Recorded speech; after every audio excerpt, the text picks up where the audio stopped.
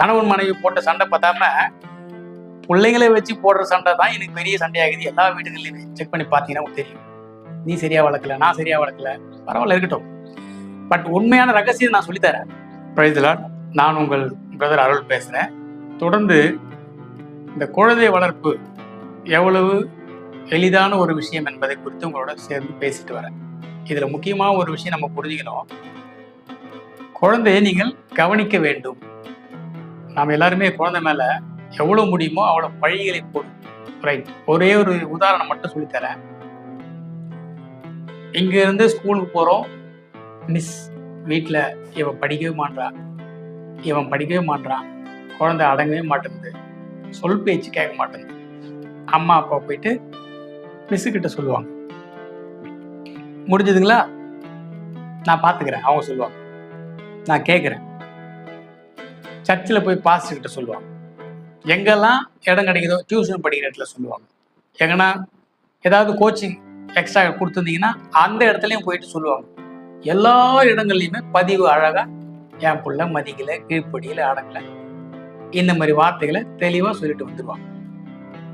அதே போல் வாரத்துக்கு ஒரு நாள் வெள்ளிக்கிழமையோ சம்திங் ஸ்கூல்ஸில் எவ்ரிவேர் அந்த டீச்சர்ஸ், அந்த கோச்சஸ், அந்த பாஸ்டர் அவங்க என்ன பண்ணுவாங்கன்னா, அம்மா அப்பா கிட்ட உன் பையன் மதிக்கவே மாட்டான், உன் புள்ள கீழ்ப்படியவே மாட்டேங்குது, உன் பொண்ணு சொல்கிற பேச்சே கேட்க மாட்டேங்குது, அவங்க இவங்க ரிப்போர்ட் பண்ணுவாங்க. இதுக்காக நம்ம பணம் கட்டி கொண்டு போயிட்டு ஸ்கூல்லையோ கோச்சிங் சென்டர்லையோ சர்ச்லையோ எங்கேயோ கொண்டு போயிட்டு விட்டுட்டு வருவோம். அவங்க பிள்ளைகளை வந்து வளர்ப்பாங்க. அவங்க எப்படி வளர்ப்பாங்க? ஏன்னா ஒரு விஷயம் நல்லா புரிஞ்சுங்க. அந்த குழந்தை முதல்ல அது எப்படி உருவாச்சுன்னு முதல் பாருங்க. ஒரு அரிசி மாவு இருக்குல்ல, அந்த அரிசி மாவு தோசை சுடுவாங்க, இட்லி சுடுவாங்கல்ல, அந்த மாவு எதுல இருந்து வந்துச்சு? வானத்துல இருந்தா வந்துச்சு? யோசிச்சு பாருங்க. ஏன்னா அந்த மாவு வந்துட்டு அரிசியும் உளுந்தும் ஒரு அளவு போட்டு மிக்ஸ் பண்ணி மாவு வருது. அரிசியும் உளுந்தும் சேர்ந்து இப்போ வேற கலர்ல ஒரு மாவு கலர் மாறிடுச்சு. அப்புறம் தன்மையும் மாறிடுச்சு, நீர்மத்தன்மைக்கு மாறிடுச்சு, திரவத்தன்மத்துக்கு மாறிடுச்சு, வேற ஷேப் ஒன்று வந்துடுச்சு. அம்மாவும் அப்பாவும் ஒன்னா சேர்ந்து அப்பாவில் பாதி, அம்மாவில் பாதி, அரிசியில் பாதி, உளுந்துல பாதி, ரெண்டையும் கலந்து இப்போ வேற ஒரு கலர்ல வேற ஒரு உருவத்துல ஒன்று புதுசா பிறந்திருக்கு. அதுதான் உங்க பசங்க, உங்க பிள்ளைங்க. அது வானத்துல இருந்துலாம் வரல, இல்ல அதுல வேற எதுவுமே கலந்து இல்லை. முழுக்க முழுக்க நீயும் உன்னுடைய கணவர், நீயும் உன்னுடைய மனைவி, இவங்க தான் அந்த குழந்தைங்க. அவங்க வேற யாரும் இல்லை.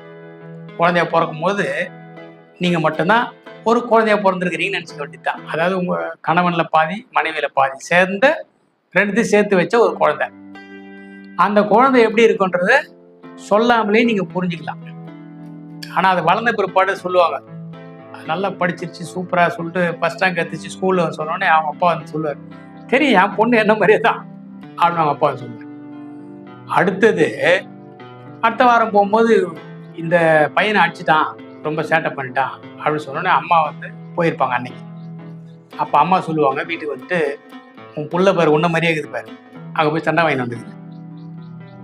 அதாவது தப்பு பண்ணா ஒன்று, நல்லது பண்ணா ஒன்று, மாற்றி மாற்றி இங்கே கணவன் மனைவி போட்ட சண்டை பார்த்தாம பிள்ளைங்களை வச்சு போடுற சண்டை தான் எனக்கு பெரிய சண்டையாகுது. எல்லா வீட்டுகள்லையுமே செக் பண்ணி பார்த்தீங்கன்னா தெரியும். நீ சரியா வளர்க்கல, நான் சரியா வளர்க்கல, பரவாயில்ல இருக்கட்டும். பட் உண்மையான ரகசியம் நான் சொல்லித்தரேன். எனக்கு மட்டும் எப்படி குழந்தைங்க அவ்வளோ ஈஸியா நான் சொல்ற பேச்சு கேட்கறாங்கன்னு பார்த்தீங்கன்னா, நான் குழந்தைங்களோட குழந்தையா மாறிடுவேன். அவங்கள புரிஞ்சுக்கிறதுக்காக அவங்களோட கூட குழந்தையா மாறும்பொழுது, அவங்க கூட விளையாடும் பொழுது, அவங்க கூட நேரத்தை செலவழிக்கும் பொழுது ரொம்ப தெளிவா அவங்களுக்கு என்ன வேணுமோ அதை நம்ம செய்ய முடியும். நம்ம சொல்றதையோ அவங்க கேட்பாங்க. அடுத்த வீடியோவில் ஒரு முக்கியமான கதையை சொல்றேன். குரங்கு கதை. தொப்பி இருக்கிற தாத்தா ஒருத்தர், குரங்கு கதை சின்னதில் படிச்சிருப்போம். ஈஸி மெத்தடு, இவ்வளோதான் குழந்தை வளர்க்கறதுக்கு ஈஸி மெத்தடு. தொடர்ந்து வீடியோ பாருங்க. குழந்தை வளர்ப்பு மிக மிக எளிய விஷயம். கர்த்தருடைய ஆவியான உங்களோட கூட ஞானத்தை கொடுத்து ஞானத்தினால் பிள்ளைகளை கர்த்தருக்கு பயப்படுகிற பயத்தோட வளர்ப்பதற்கு கர்த்தர் உங்களுக்கு உதவி செய்வாராக. ஆமென்.